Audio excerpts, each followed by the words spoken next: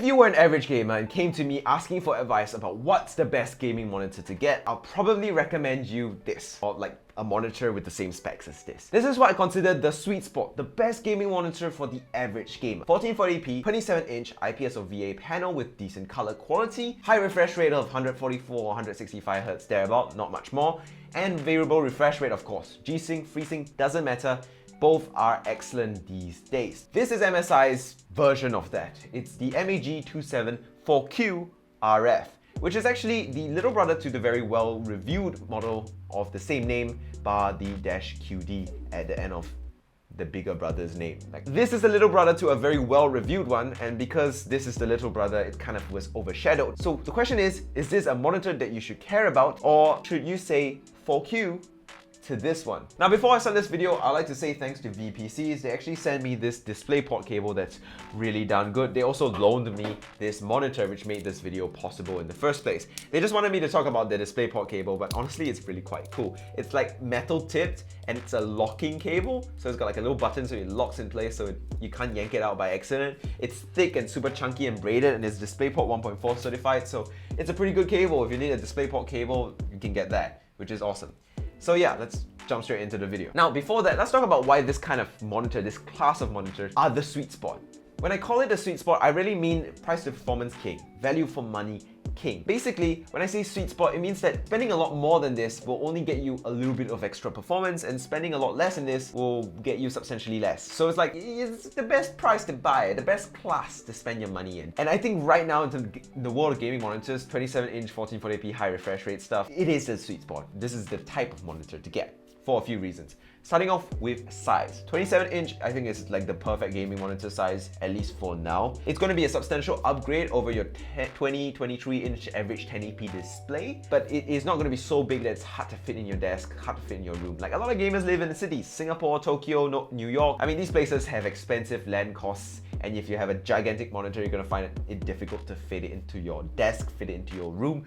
So 27-inch, I think, is a nice upgrade in size, but it's not a massive upgrade in size that you can't fit in your room anymore, so that's good as well. It's bigger and more enjoyable and more immersive, but it's not so big that it gets disorientating, especially if you come from a smaller 20-inch display or something like that. Like, if you jump all the way to 32 inches from 20 inches, because your field of view is like this narrow and your screen is so big, a lot of the things that you will usually have in your mainline vision will be in your peripheral vision, which might be very disorientating, especially if you're playing fast-paced games where you're focused on the center of the screen like Valorant and everything's moving really quickly. It's going to be very nauseating. Also, if you're playing a game like an RTS where you have a lot of information on the bottom or the top or the sides of the screen and you need to see all corners, all parts of the screen at one go, having a massive screen might be hard to get used to, and you might have to move your head physically just to see information, which might affect your gameplay. So not so desirable. 27-inch I think is a good balance between a size upgrade for comfort and clarity and things like that, a good balance with, you know, keeping things quite normal overall, so quite easy to get used to. Third reason is 27-inch in combination with the resolution makes for a very good balance between resolution and being hard to drive. 27-inch at 1440p is going to give you a substantial increase in pixel density over a 24-inch 1080p display, so a lot more clearer with a nice crisper look than your 1080p display. But because it's still 1440p, it's still going to be easy to run, even though you have a bigger screen with more pixels. 1440p is still quite easy to run,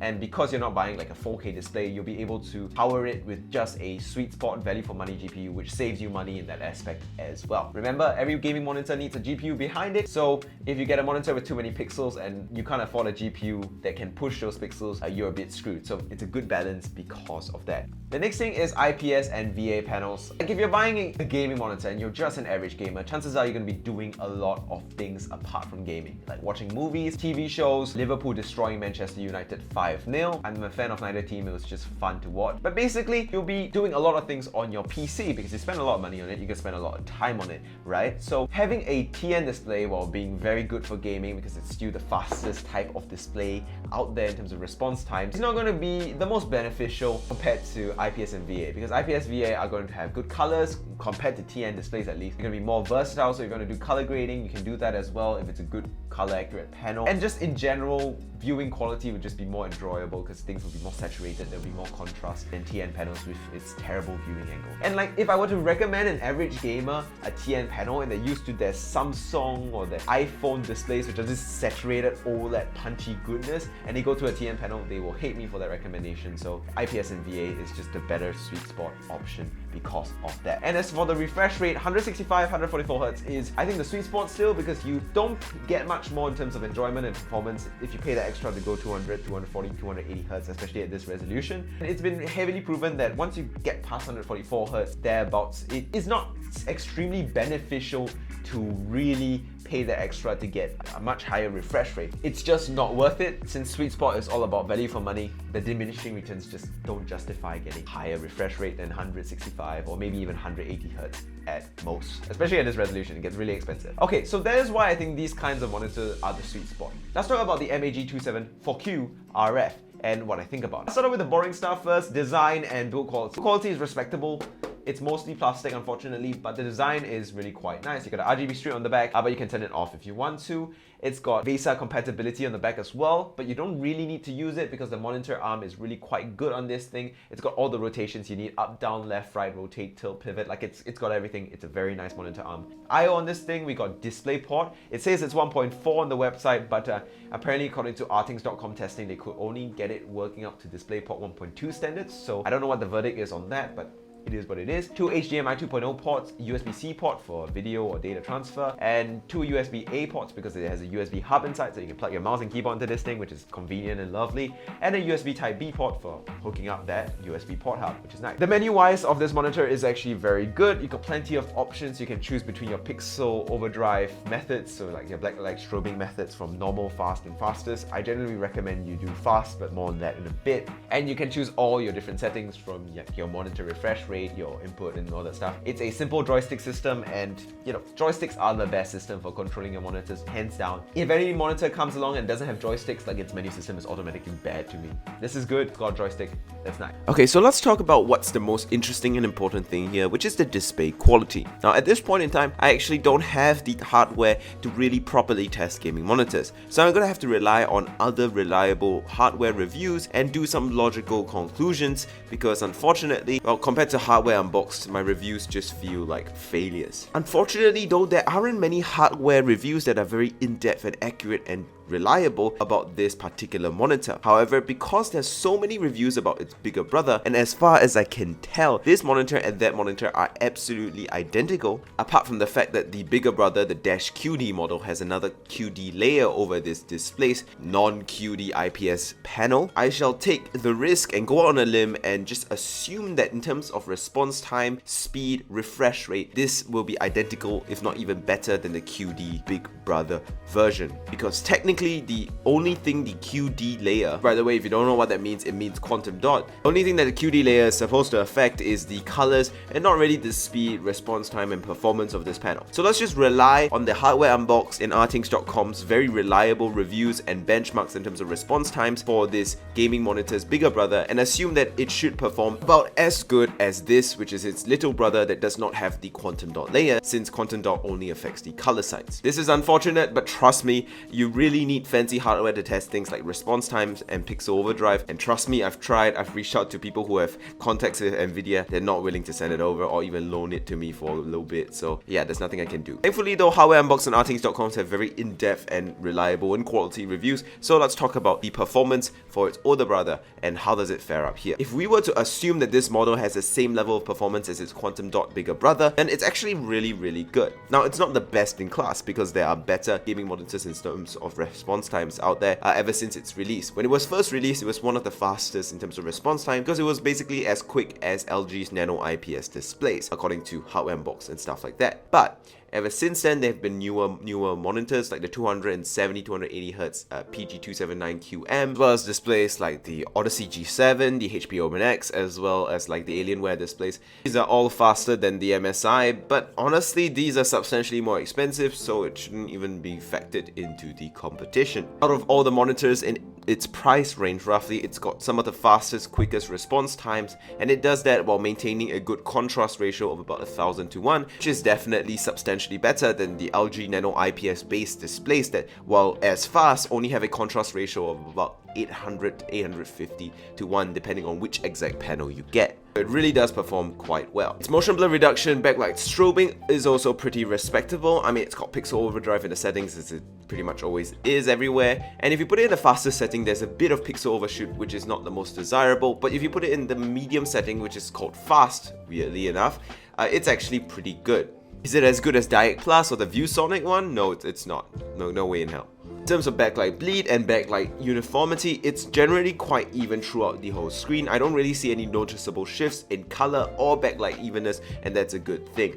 There's a bit of IPS haloing, which is to be expected, but it's not so major that it's impossible to deal with, and I don't find it to be a big deal. Viewing angles are really excellent on this. I mean, you can basically look at this display all the way from the side and still have it crystal clear, and that's really, really nice. As for color accuracy, this is where I actually had to and could run my own test because I do have a colorimeter. Now, I don't have as extensive results as, well, Hardware Unboxed does because, well, he has expensive gear and good quality color calibration software.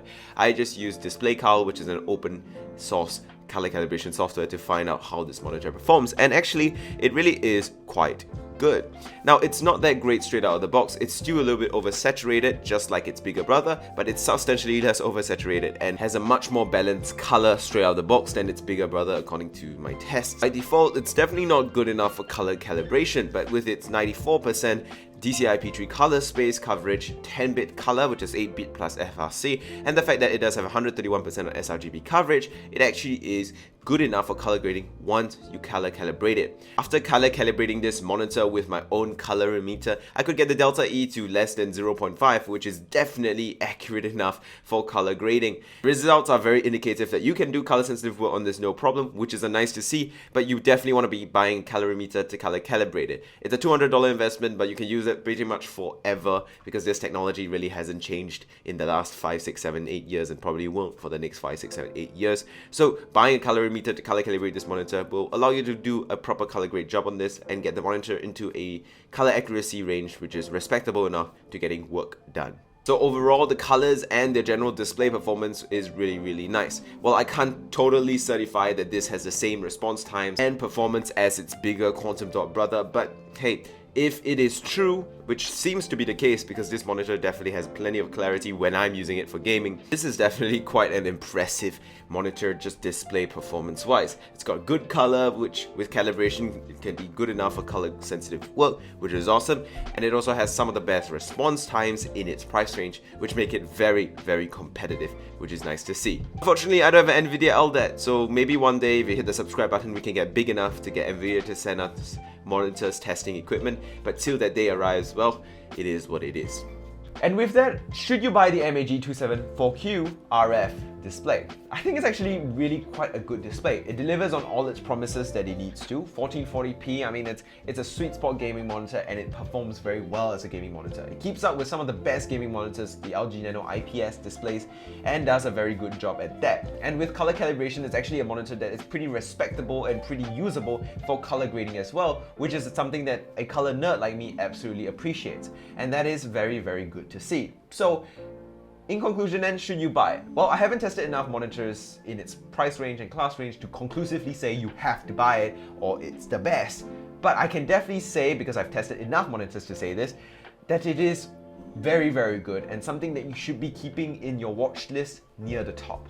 It's not a definite recommendation to buy, but it's more like, yeah, I can see why this is one of VPC's most popular monitor products out there. So that's good to see. And with that, I'm going to end this video off here. Hope this was helpful. Hope you guys enjoyed it. Like, comment, subscribe. I'm kind of getting blackballed by the tech media industry right now, so make sure you support this channel so that we become too big to fail. If you appreciate my honest content, which is what I'm trying to do here. And if you want to ask any questions, ask away on my Discord group. There's so many people who are there who are happy to help. And yeah, linked all in the description, social medias and stuff. See you guys next time. Goodbye.